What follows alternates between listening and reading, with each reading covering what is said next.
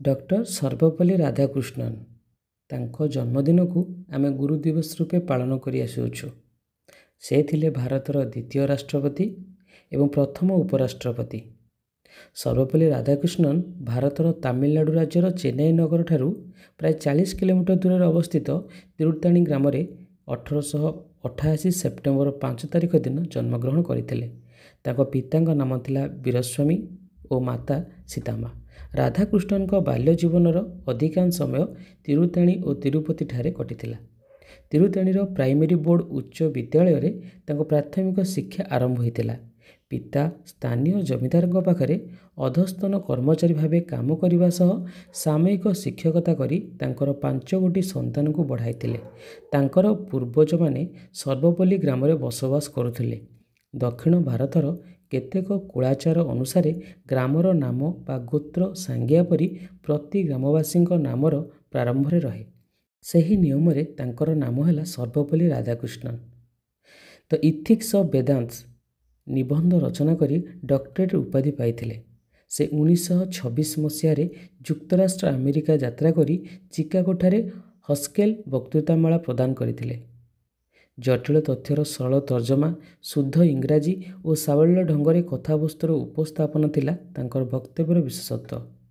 ଭାରତ ପ୍ରତ୍ୟାବର୍ତ୍ତନ କରି ସେ 1931ରୁ 1936 ପର୍ଯ୍ୟନ୍ତ ଆନ୍ଧ୍ରପ୍ରଦେଶ ବିଶ୍ୱବିଦ୍ୟାଳୟର କୁଳପତି ହେଲେ। ରାଧାକୃଷ୍ଣନଙ୍କ ବିଭିନ୍ନ ମିଶନାରୀ ଶିକ୍ଷାନୁଷ୍ଠାନମାନଙ୍କରେ ସ୍କୁଲ ଓ କଲେଜ ଶିକ୍ଷା ଲାଭ କରିଥିଲେ। 1909 ମସିହାରେ ସେ ମାନ୍ଦ୍ରାଜ ବିଶ୍ୱବିଦ୍ୟାଳୟରୁ ଦର୍ଶନ ଶାସ୍ତ୍ରରେ MA ପାସ୍ କରି ମାନ୍ଦ୍ରାଜ ପ୍ରେସିଡେନ୍ସି କଲେଜରେ ଅଧ୍ୟାପକ ଭାବେ କାର୍ଯ୍ୟ କଲେ। 1917 ମସିହା ପର୍ଯ୍ୟନ୍ତ ସେ ସେଠାରେ ଅଧ୍ୟାପନା କରିବା ପରେ ମହୀଶୂର ରାଜ୍ୟର ଦେୱାନ ବିଶ୍ୱେଶ୍ୱରାୟ ମୋକ୍ଷ କୁଣ୍ଡମଙ୍କ ଅନୁରୋଧ କ୍ରମେ ସେ ମହୀଶୂର ବିଶ୍ୱବିଦ୍ୟାଳୟରେ ଯୋଗ ଦେଇଥିଲେ। ତାପରେ ସେ ମହୀଶୂରସ୍ଥିତ ମହାରାଜ କଲେଜରେ ଯୋଗ ଦେଇଥିଲେ। କଲିକତା ବିଶ୍ୱବିଦ୍ୟାଳୟର କୁଳପତି ଆଶୁତୋଷ ମୁଖାର୍ଜୀଙ୍କ ଅନୁରୋଧ କ୍ରମେ ସେ ଉକ୍ତ ବିଶ୍ୱବିଦ୍ୟାଳୟର ଏକ ବିଶିଷ୍ଟ ଆସନ 5ମ King George chair of mental and moral science ପଦରେ ଯୋଗ ଦେଇଥିଲେ। ଭେଲୋରରେ ପଢ଼ୁଥିଲା ବେଳେ 16 ବର୍ଷ ବୟସରେ ସେ ଶିବକାମୁ ଆମାଙ୍କୁ ବିବାହ କରିଥିଲେ। 50 ବର୍ଷର ବୈବାହିକ ଜୀବନ ବିତାଇବା ପରେ 1956 ମସିହାରେ ତାଙ୍କ ସହଧର୍ମିଣୀଙ୍କର ଦେହାନ୍ତ ହୋଇଥିଲା। 1949ରେ ଭାରତର ରାଷ୍ଟ୍ରଦୂତ ଭାବେ ସେ ସୋଭିଏତ ରୁଷ ଯାଇଥିଲେ।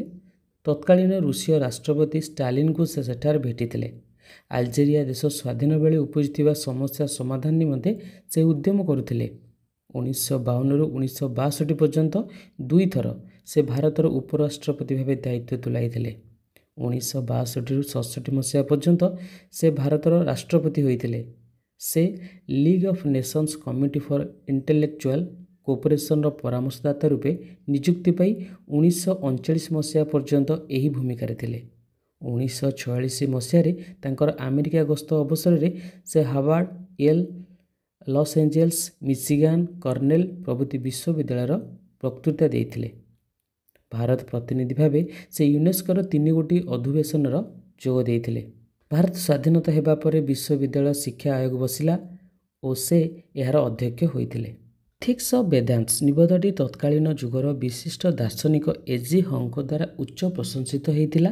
ସେ 1926 ମସିହାରେ ଇଂଲଣ୍ଡ ଯାଇ ମାଞ୍ଚେଷ୍ଟର କଲେଜରେ ଅପ୍ଟେନ୍ ବକ୍ତୃତାମାଳା ପ୍ରଦାନ କରିଥିଲେ। ତାଙ୍କ ବକ୍ତବ୍ୟର କଥାବସ୍ତୁକୁ ନେଇ ହିନ୍ଦୁ ଭ୍ୟୁ ଅଫ୍ ଲାଇଫ୍ ନାମକ ପୁସ୍ତକ ପ୍ରଣୟନ କରାଗଲା। ଭାରତୀୟ ଦର୍ଶନ କଂଗ୍ରେସ ପ୍ରତିଷ୍ଠାରେ ତାଙ୍କର ଭୂମିକା ବେଶ୍ ଗୁରୁତ୍ୱପୂର୍ଣ୍ଣ। ରବୀନ୍ଦ୍ରନାଥ ଠାକୁର ଏହାର ପ୍ରଥମ ସଭାପତି ହୋଇଥିଲେ। ଆନ୍ତର୍ଜାତୀୟ ଦର୍ଶନ କଂଗ୍ରେସରେ ରାଧାକୃଷ୍ଣନ ଭାରତର ପ୍ରତିନିଧିତ୍ୱ କରିଥିଲେ। ଶ୍ରୀମଦ୍ ଭଗବତ ଗୀତାର ଜ୍ଞାନ, କର୍ମଭକ୍ତି ତତ୍ତ୍ୱ ସହ ବୌଦ୍ଧ ମତର ନୈମିତ୍ତିକବାଣୀ ଆଦିରେ ସେ ବକ୍ତୃତା ପ୍ରଦାନ କରିଥିଲେ। 1964ରେ ଭାଟିକାନର ପୋପ୍ ପର୍ଲି ବମ୍ବେ ଆସି ରାଧାକୃଷ୍ଣନଙ୍କୁ ସମ୍ମାନରେ ଭୂଷିତ କରିଥିଲେ। 1968ରେ ଭାରତର ସର୍ବୋଚ୍ଚ ବେସାମରିକ ପୁରସ୍କାର ଭାରତ ରତ୍ନ ପାଇଥିଲେ। 1966 ମସିହାରେ ସେ କେନ୍ଦ୍ର ସାହିତ୍ୟ ଏକାଡେମୀର ପ୍ରଥମ ଫେଲୋ ଥିଲେ। ଭାରତୀୟ ବିଦ୍ୟା ଭବନ ତାଙ୍କୁ ବ୍ରହ୍ମବିଦ୍ୟା ଭାସ୍କର ଉପାଧି ପ୍ରଦାନ କରିଥିଲା। ଇଂଲଣ୍ଡର ରାଣୀ ତାଙ୍କୁ ଅର୍ଡର ଅଫ୍ ମେରିଟ୍ ଉପାଧି ପ୍ରଦାନ କରିଥିଲେ। ପେନସିଲଭାନିଆ ବିଶ୍ୱବିଦ୍ୟାଳୟ ତାଙ୍କୁ ଡକ୍ଟର ଅଫ୍ ଲ ସମ୍ମାନ ଦେଇଥିଲେ। ମଙ୍ଗୋଲିଆ ସରକାର ତାଙ୍କୁ ଜ୍ଞାନଗୁରୁ ସମ୍ମାନ ଦେଇଥିଲେ। ଟେମ୍ପଲଟନ ଫାଉଣ୍ଡେସନ ତାଙ୍କୁ 1975 ମସିହାରେ ଟେମ୍ପଲଟନ ଆୱାର୍ଡ ଦେଇଥିଲେ। ତାଙ୍କ ରଚନାଗୁଡ଼ିକ ମଧ୍ୟରୁ ତାଙ୍କର ଆତ୍ମଜୀବନୀ my search for truth, Indian philosophy, present crisis in faith, religion, society and recovery of faith, our heritage ଆଦି ଅନ୍ୟତମ।